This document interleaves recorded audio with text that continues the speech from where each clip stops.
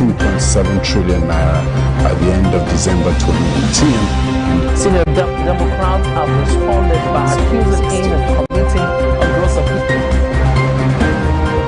The All Progressives Congress has vowed to punish the Ogun State Governor, Ibikule Amosu.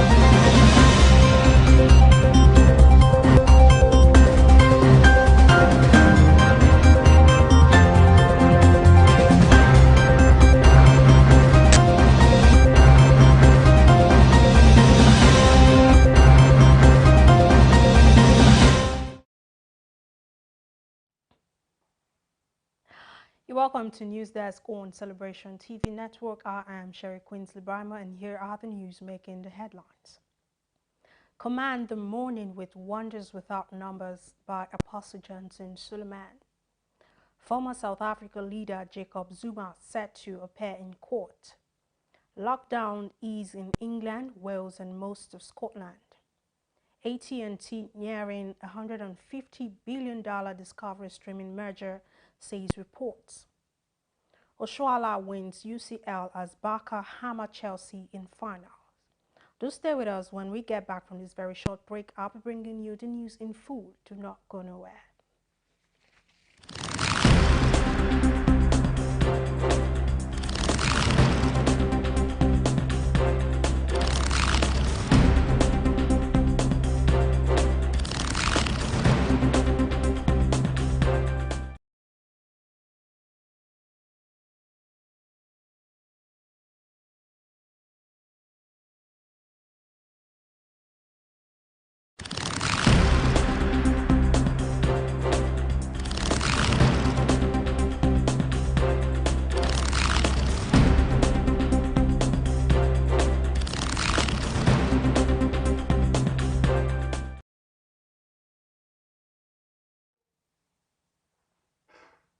You're welcome back.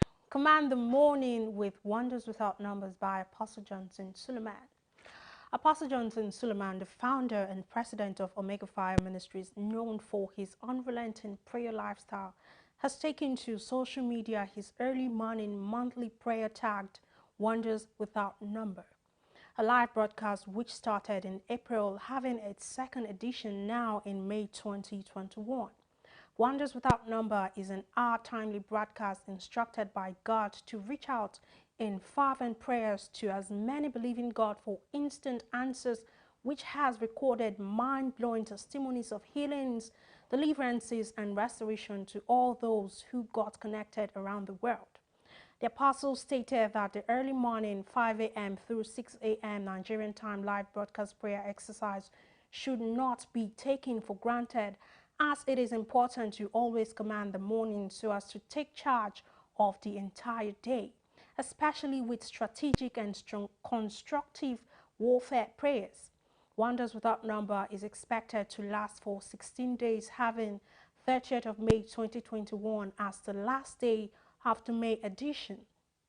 To be a part of this timely move of God, you can simply tune into Celebration TV and the ministry's social media platforms. On YouTube, it is Celebration TV, on Facebook, Celebration TV, on Twitter at My Celebration TV, and on Instagram, My Celebration TV. And now, moving forward, Buhari departs Nigeria for France. The President, Major General Muhammadu Buhari, retired, has departed Abuja for Paris, France, on a 4-day official visit to attend the African Finance Summit. The presidency tweeted this on Sunday, attaching pictures of the president's departure. The president's senior special assistant on media and publicity, Malam Garba Shehu, had in a statement on Saturday said the summit will focus on reviewing the African economy following shocks from the coronavirus pandemic and getting relief, especially from increased debt burden on countries. He added that summit, to be hosted by President Emmanuel Macron of France, would draw major stakeholders in the global financial institutions and some heads of government who will collectively discuss external funding and debt treatment for Africa and private sector reforms. He said during the visit, Buhari would meet the French president to discuss growing security threats in Sahel and Lake Chad region, political relations and economic ties. And now in another development, National Assembly resumes. Division greets minorities' move against Buhari. The minority caucus in the National Assembly is billed to commence actions against President Muhammadu Buhari as lawmakers resume from summer break on Tuesday. The opposition lawmakers, who are majorly of the People's Democratic Party, are in the final stages of the move against Buhari over his alleged leadership failures. The prominent member of the caucus in the House of Representatives said that the lawmakers would strike at a critical time. The lawmakers in the minority are compiling the president's alleged infractions, which they would use against him at the appropriate time. The member of the House from the South-South geopolitical zone, who spoke on the condition of anonymity, stated that Nigerians already knew what Buhari's offenses were.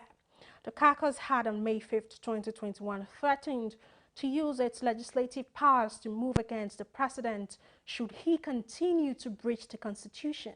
The minority leader of Senate and leader of the caucus, Enyinnaya Abaribe, after a closed-door meeting, has said the opposition lawmakers were saddened that Buhari had failed to guarantee the security and welfare of Nigerians, which he described as the primary purpose of government.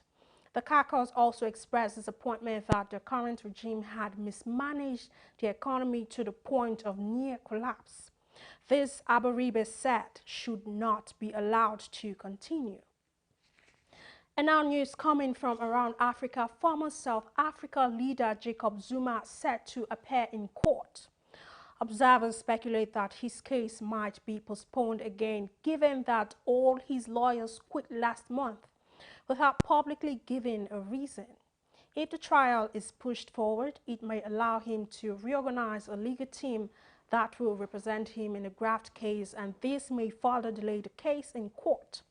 The court in Pietermaritzburg is examining 16 charges of fraud, graft and racketeering relating to a 1999 purchase of fighter jets, patrol boats and military gear from 5 European arms firms for 30 billion rand. That is equal to almost $5 billion at that time. He has lodged a string of unsuccessful series of appeals to have the charges dropped. For now, Zuma's repeated refusal to testify to the commission has led to a judicial stalemate. But he has named directly or indirectly by more than 30 witnesses before the panel, whose findings may be used for investigation and prosecution purposes. And now news still coming from around Africa. Zimbabwe court orders Chief Justice to retire in blow for Mnangagwa. Zimbabwe's High Court forced the country's Chief Justice to retire, ruling that an extension of his term by the president is illegal. The ruling is a major setback for President Emerson, whose party in May pushed through constitutional amendments that critics said concentrated power in the hands of the president. Amidst uproar, Mnangagwa used his new powers to extend Chief Justice Luke Malaba's tenure by 5 years. On May 11, 3 days before the justice's scheduled retirement. Judges in Zimbabwe retire at 70, but the recent constitutional amendment gives the president the power to extend the terms of Supreme Court and Constitutional Court judges by 5 years. The Young Lawyers Association of Zimbabwe and others sued, arguing that the Constitution also stated that the president and all current Supreme Court and Constitutional Court judges cannot benefit from the amendment. Only judges appointed after the amendment can. Malaba, viewed by critics and the president's ally, was head of the Constitutional Court when it ruled that the 2018 presidential election, in which the opposition narrowly lost, was valid. Critics viewed the term extension as a tactic aimed at ensuring that the president stayed in the judiciary top office ahead of Zimbabwe's next presidential and parliamentary elections, which are scheduled for 2023. Right now, we'll take a very short break. When we get back, I'll be bringing you updates from Israel. Do stay with us.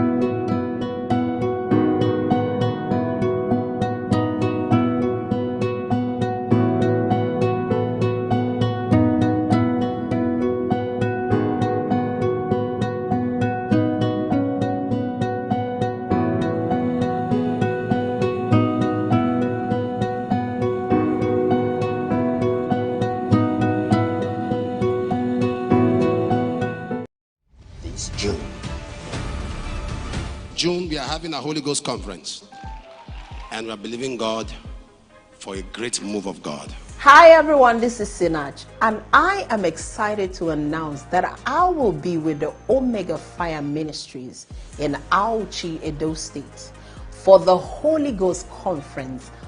I want you to all come out and let's have a time with the Holy Ghost. God bless you.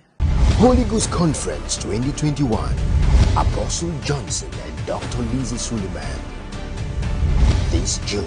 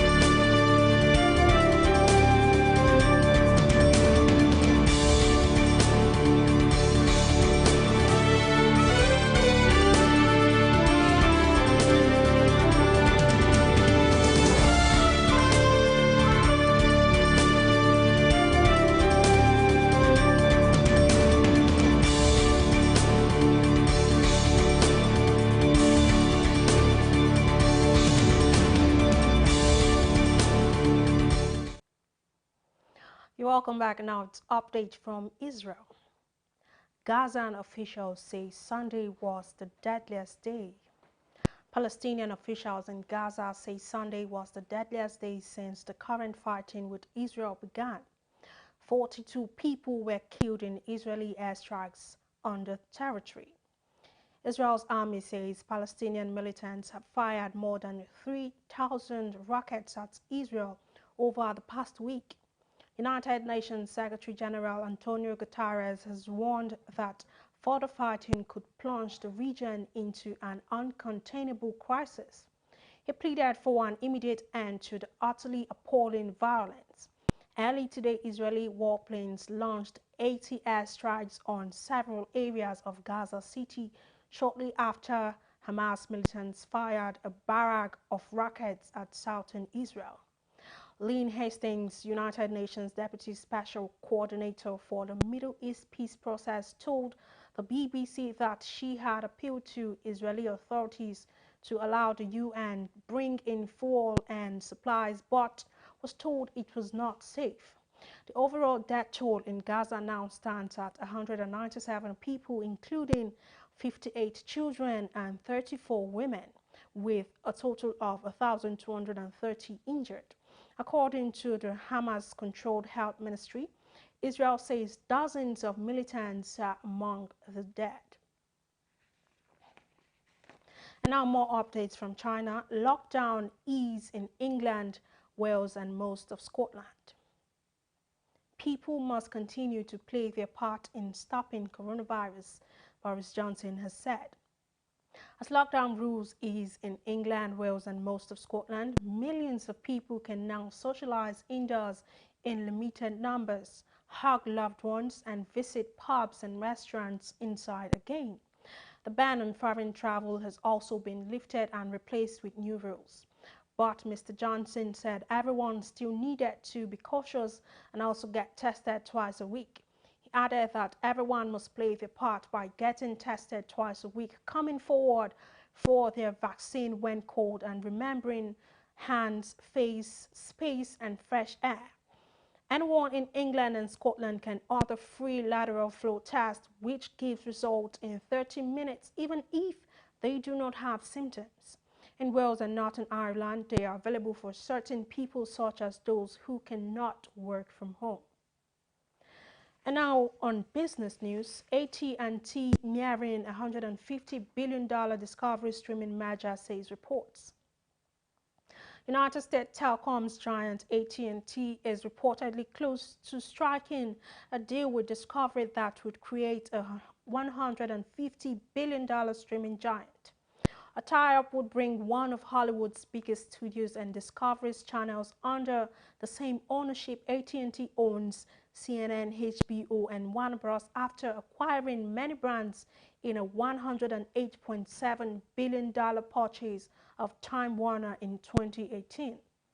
The deal would mark the entry of another player into the crowded market. However, David Cummins, Chief Investment Officer at Aviva, told the BBC that shareholders may be uneasy about the deal. The merger would create a new business that would be separate from AT&T and could be valued at $150 billion, including debt, the Financial Times reported. Discovery market value, including debt, currently stands at around $30 billion. The proposed deal would put together movie-making powerhouse Warner Bros. Entertainment, which is home to Harry Potter and Batman franchises, and Discovery's stable of unscripted home, cooking, nature, and science shows. Warner Media-owned HBO and HBO Max now have around 64 million subscribers nationwide. It is currently drafted by larger rivals Netflix, which has 208 million subscribers, and Disney Plus, which has more than 100 million subscribers. Discovery, whose portfolio includes Animal Planet and the Discovery Channel, reaches more than 88 million United States homes, while its Discovery Plus streaming service, which launched in January, has 15 million subscribers.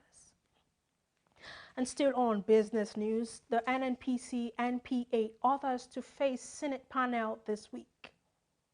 The Senate Committee on Finance has sent out invitations to heads of 60 government-owned firms to start appearing before it this week. They are to explain their failure to remit various funds running into about 2 trillion naira to Consolidated Revenue Funds account of the federal government. Investigations revealed that the Secretariat of the committee had dispatched letters of invitations to the affected agencies, which contains dates they are expected to appear. Some of the 60 government-owned firms already summoned, according to a list obtained from the panel secretariat, are the Central Bank of Nigeria, the Nigerian National Petroleum Corporation, the Nigerian Customs Service, and the Nigerian Maritime and Safety Administration Agency. Others are the Corporate Affairs Commission, Federal Airport Authority of Nigeria, Federal Housing Authority, Federal Inland Revenue Service, Federal Mortgage Bank of Nigeria, the Joint Admission and Matriculations Board, and the National Pension Commission. They also include the Nigerian Ports Authority, National Lottery Trust Fund, National Sugar Development Council, Nigerian Deposit Insurance Corporation, Nigerian Communication Commission, and the Nigerian Shippers Council, amongst others. The chairman of Senate panel, Solomon Adeola, said the probe was important so that the government will raise enough money to fund the budget. Right now, we will take a very short break. When we get back from that break, I'll be bringing you news from the world of sports. Do stay with us.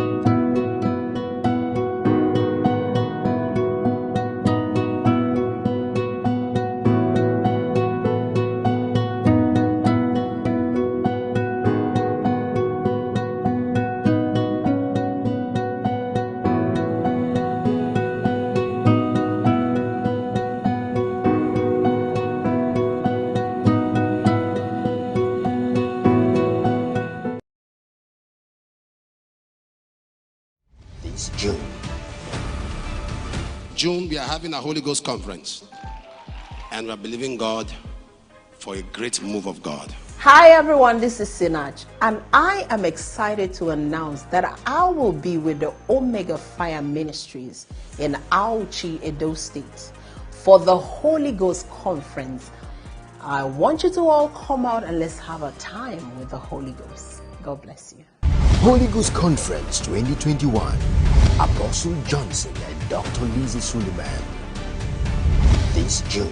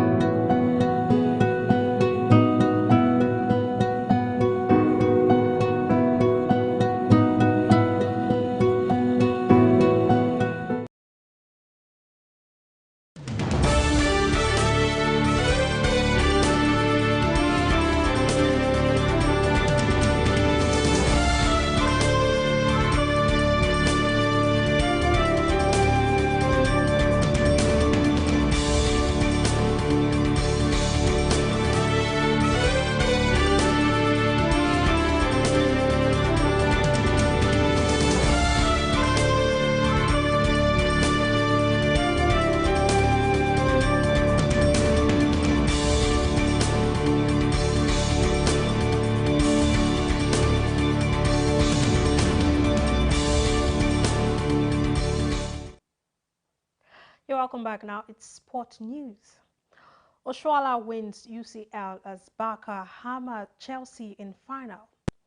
The Nigerian striker Isisat Oshoala was a late substitute of Barcelona's produced an emphatic display to brush aside Chelsea's 4-0 in the Women's Champions League final. It was the Spanish side's first title, and they did it in style at the Ullevi Stadium in Gothenburg, Sweden, thumping the English champions.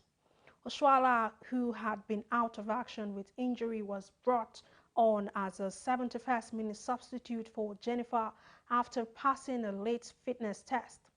Barcelona took the lead after the ball rebounded off Melanie for an own goal after hitting the crossbar. The Catalans soon doubled their lead through Alexia, who scored from the spot in the 14th minute after Hermoso was adjudged to have been fouled in the box. Oshoala had the opportunity to make it 5 but was denied by a last-ditch tackle by Niamh Charles. She also had the ball in the back of the net, but it was ruled out for offside. The win makes Oshoala the first African to win the Women's Champions League title. The 4-time Africa Women's Footballer of the Year had been involved in Barca's previous appearance in the final, a 4-1 defeat to Lyon, where she scored her team's solitary goal. And now in another sports story, Nadal beats Djokovic to win 10th Rome title.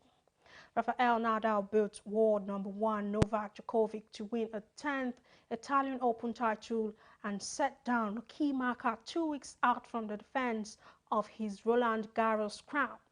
Second seed Nadal won through 7-5, 1-6, 6-3 in 2 hours 49 minutes against the defending champion in the 54th career showdown between the pair.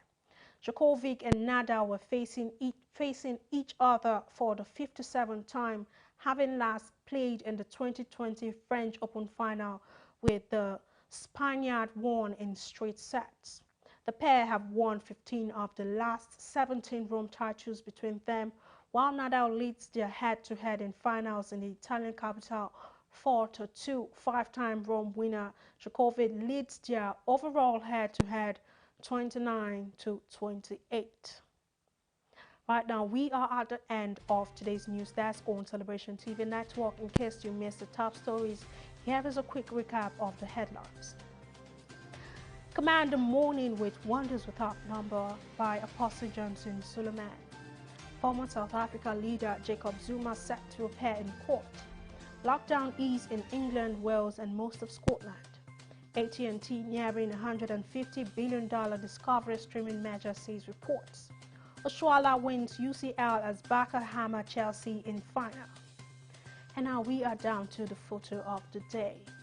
As we can see, they are joining hands. This photo clearly depicts that success is not a one-man work, but it is a function of teamwork. You can tell us what you think about this photo of the day via our social media platforms. On Facebook, we are Celebration TV. On Instagram, we are at My Celebration TV. On Twitter, at My Celebration TV. On YouTube, we are Celebration TV. Always remember that your positive contribution to the wellness of the society you find yourself or the organization you work in defines your leadership might. As an individual who knows what to do and do without expecting to be pushed has backed his way to success. Be it known today that everything we do, think, feel and believe either has a positive or negative effect on humanity and our national well-being. Be a part of nation building today. I am Sherry Quincy Barma and thank you for staying tuned. Goodbye.